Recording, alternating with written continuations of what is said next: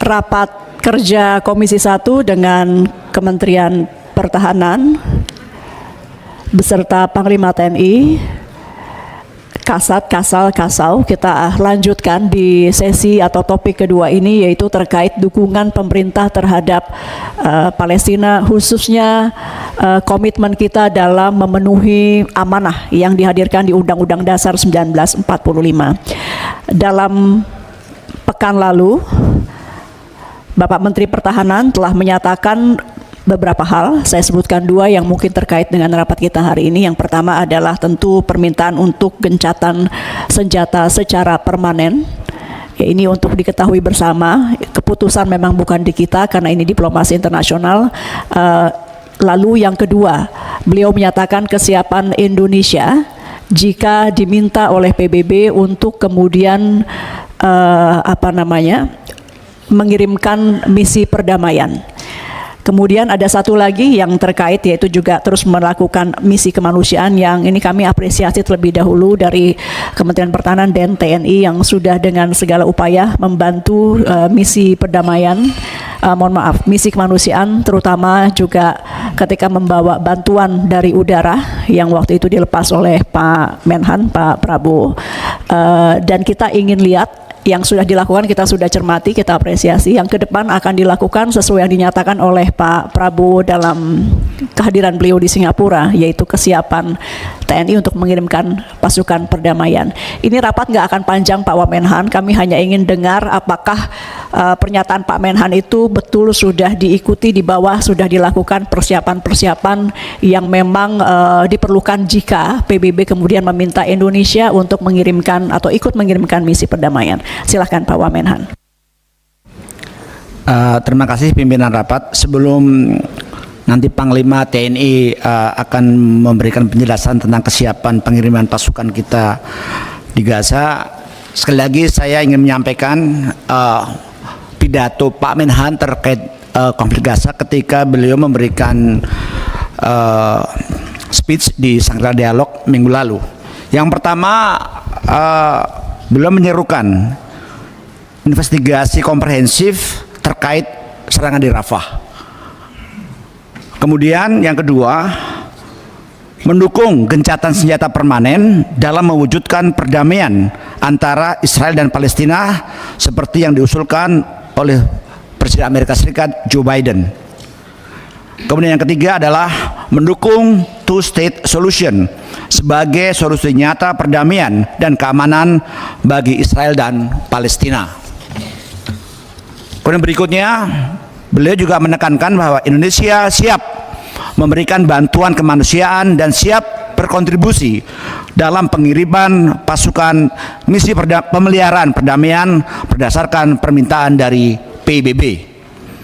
Berikutnya, Indonesia siap mengirimkan personel medis dan mengoperasionalkan rumah sakit lapangan di Gaza atas kesepakatan semua pihak.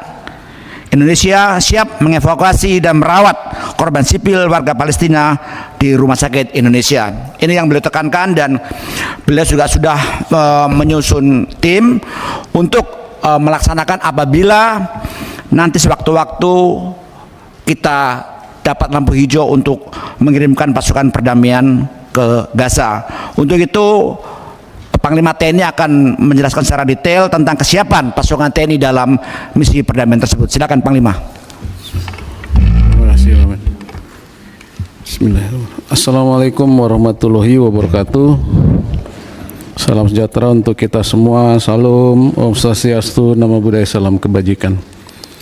Yang terhormat dan saya muliakan Ketua Komisi 1 DPR RI Bu Mutia Hafid, yang saya hormati Wakil Ketua Komisi 1 Bapak Sugiono, yang saya hormati para Ketua Fraksi dan Bapak Ibu anggota Komisi 1 DPR RI, yang saya hormati Wakil Menteri Pertahanan Republik Indonesia, yang saya hormati Kepala Staf Angkatan Darat, Angkatan Laut dan Angkatan Udara, dan saya hormati para asisten Panglima TNI dan Komandan PMPP dan hadirin yang hadir. Latar belakang rencana pengiriman pasukan Indonesia ke Palestina tadi sudah disampaikan oleh Bapak Wamen.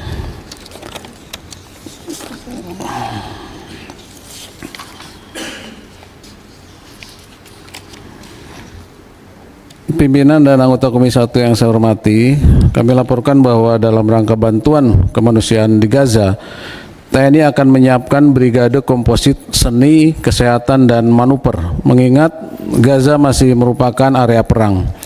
Sehingga TNI telah menyiapkan alutsista untuk memberikan bantuan kemanusiaan, yaitu KRI Dr. Regiman dan KRI Dr. Suharto, yang dilengkapi dengan fasilitas ruang operasi, ruang perawatan, ruang jenazah, apotek, klinik, ruang poli, laboratorium CT scan dan X-ray, serta unit gawat darurat. Kapal-kapal tersebut telah melewati perawatan dan pemeliharaan serta dinyatakan layak operasi. KRI Rajiman diawaki oleh 163 personil dan memiliki fasilitas 160 tempat tidur pasien. Sedangkan KRI Suharto akan mampu menampung 40 pasien dan mengangkut 500 personil. KRI Suharto juga dapat mengangkut 14 kendaraan taktis dengan berat maksimal masing-masing 8 ton. Untuk kesiapan evakuasi darurat, TNI menyiapkan 2 unit helikopter, yaitu heli Panther TNI Angkatan Laut dan heli Dopang dari Angkatan Udara, yang nanti akan berada di atas KRI tersebut. Untuk kesiapan material, TNI menyiapkan 2 alternatif. Alternatif pertama yaitu rumah sakit lapangan, kapasitas 100 tempat tidur, dengan dilengkapi fasilitas dekontaminasi kimia, biologi, radiasi, dan nuklir. Sedangkan untuk alternatif 2, yaitu disiapkan 3 lokasi terpisah yang mampu masing-masing memfasilitasi rawat inap sebanyak 50 tempat tidur, rawat inap 25 tempat tidur, dan rawat jalan. Penentuan alternatif ini tentunya akan disesuaikan dengan dinamika dan ketersediaan tempat di daerah operasi. Kemudian rumah sakit lapangan yang kami siapkan untuk 100 tempat tidur berupa tenda IMT S54 sebanyak 29 set, tenda IMT XL sebanyak 1 set, dan tenda CBRN sebanyak 1 set. Dan juga kami siapkan rumah sakit di dalam negeri RSPAD dan rumah sakit Pangsar Sudirman Kemhan apabila pasien dari Gaza dirawat di Indonesia, yaitu dapat menampung 1.000 pasien dan lebih. Sedangkan untuk kendaraan pendukung, diantaranya 17 kendaraan logistik, 2 unit kendaraan sanitasi, 1 ambulans, 1 unit kendaraan BBM, 1 unit kendaraan komunikasi mobil, 1 unit kendaraan dapur lapangan, dan 1 unit forklift. Kami sudah menyiapkan data kebutuhan room kiplat. Selanjutnya visualisasi room kiplat dapat hadirin saksikan melalui video singkat ini.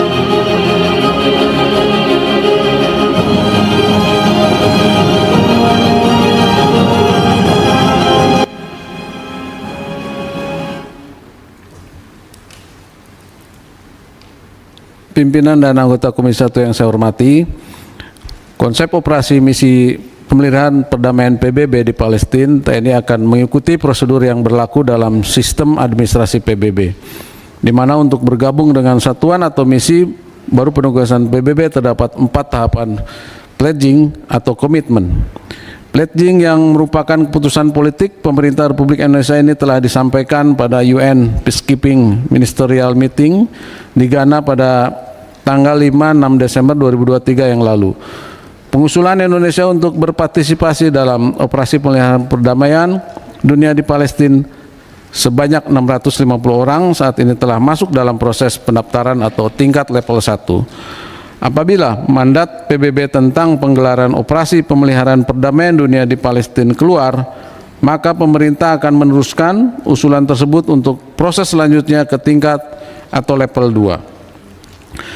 Pada tingkat 1, pledging saat ini berupa dokumen dibutuhkan dalam pendaftaran dan merupakan tanggung jawab Mabes TNI antara lain penyiapan unit table of organization, daftar alutsista yang digunakan, daftar kebutuhan self-sustainment yang menjadi tanggung jawab negara sendiri dan kebutuhan personil terkait penentuan satuan standby, seleksi, pelatihan, dan standby force.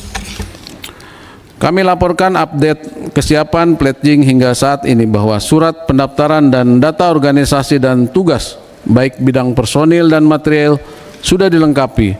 Namun demikian, dari kebutuhan administrasi masih terdapat beberapa hal yang perlu segera ditindaklanjuti, diantaranya rencana kebutuhan anggaran, keputusan Presiden tentang pledging yang saat ini masih diproses oleh Kemhan, dan permohonan akun pledging UNPCRAS kepada PBB. Selanjutnya, untuk kesiapan personil dan material serta kesiapan dukungan anggaran pledging masih perlu perhatian kita bersama guna menyukseskan keputusan politik negara ini. Pada kesempatan ini, perkenankan kami laporkan juga bahwa untuk penyiapan Satgas PBB ke Palestina, TNI telah melakukan rapat koordinasi dengan beberapa kementerian terkait, yaitu Kemhan, Kemlu, dan Kemenkes yang telah dilaksanakan pada tanggal 27 Mei dan 3 Juni 2024 di Jakarta. Dapat kami laporkan secara singkat bahwa Kementerian Luar Negeri menyampaikan bahwa misi yang dilaksanakan di Gaza pada saat ini merupakan misi Joint Humanitarian Operation. Tentunya operasi kemanusiaan tersebut dapat dilaksanakan setelah adanya perjanjian damai antara Israel dan Palestina. Dan saat ini dibutuhkan mandat dari PBB untuk membentuk co-deployment atau operasi bersama negara-negara ASEAN. Sedangkan untuk Kementerian Pertahanan saat ini masih menyiapkan berbagai izin prinsip untuk menggelar operasi di Gaza dan berkoordinasi dengan Siprus, Uni Eropa, dan Amerika Serikat untuk penggunaan dermaga apung sementara di daerah operasi. Dapat kami sampaikan bahwa pengiriman pasukan perdamaian atas nama PBB ke Palestina memiliki manfaat bagi Indonesia, yaitu pertama, pengakuan internasional. Kontribusi Indonesia pada pasukan penjaga perdamaian dapat meningkatkan reputasi dan posisi di komunitas internasional. Kehadiran TNI merupakan wujud dari penguatan diplomasi sesuai visi TNI yang prima yang tertuang dalam pokok-pokok kebijakan Panglima TNI tahun 2024. Kedua, pelatihan dan pengalaman. Partisipasi dalam pasukan penjaga perdamaian dapat memberikan pelatihan dan pengalaman berharga bagi pasukan. Hal ini dapat membantu meningkatkan kemampuan militer suatu negara. Yang ketiga, peralatan dan sumber daya dapat memberikan akses terhadap peralatan dan sumber daya yang mungkin tidak tersedia bagi suatu negara, seperti transportasi, peralatan komunikasi, dan persediaan medis. Keempat, cost sharing. Pengiriman pasukan lebih efisien melalui cost sharing dengan negara mitra. Kelima, perdamaian dan keamanan. Manfaat utama dari partisipasi dalam pasukan penjaga perdamaian adalah kontribusi terhadap perdamaian dan keamanan dengan membantu menjaga stabilitas di zona konflik. Pasukan penjaga perdamaian dapat membantu mencegah penyebaran kekerasan serta meningkatkan perdamaian dan keamanan. Kesimpulan dari paparan ini adalah pengiriman pasukan perdamaian untuk Palestina masih menunggu resolusi dan mandat PBB. Mabes TNI sudah menyiapkan pasukan dengan ketentuan pledging ke UN. TNI juga telah melakukan penyiapan pengiriman room kit lapangan dan kapal rumah sakit telah selesai dengan keberangkatan menunggu keputusan pemerintah. Pada kesempatan ini mohon dapatnya DPR memberikan dukungan untuk terlaksananya pengiriman pasukan dan room kit lab sebagai wujud diplomasi militer. Demikian yang dapat kami sampaikan. Sekian dan terima kasih. Assalamualaikum warahmatullahi wabarakatuh. Baik, terima kasih penjelasan dari Panglima TNI.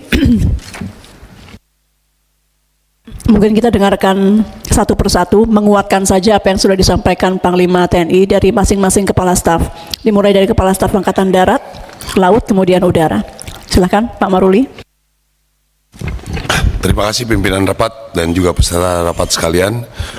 Kami Dari Angkatan Darat, kalau dilihat dari paparan tadi, kami menyiapkan rumah sakit lapangan. Rumah sakit lapangan kami ada 3 unit. Kalau dipakai 1 unit, saya pikir tidak ada masalah.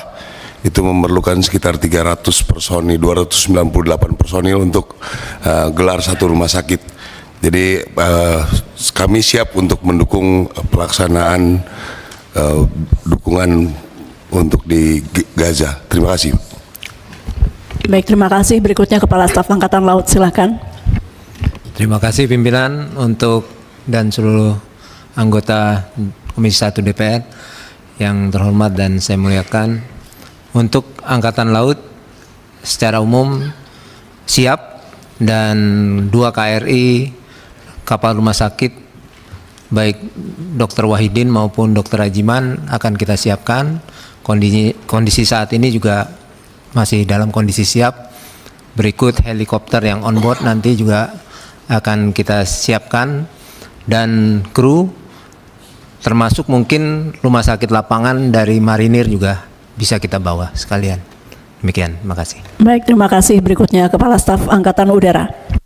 Baik, terima kasih kesempatan yang diberikan pimpinan rapat beserta yang kami hormati anggota Komisi 1. Mohon izin, kami dari Angkatan Udara seperti yang tadi disampaikan dari Panglima TNI, kesehatan lapangan juga kami siapkan.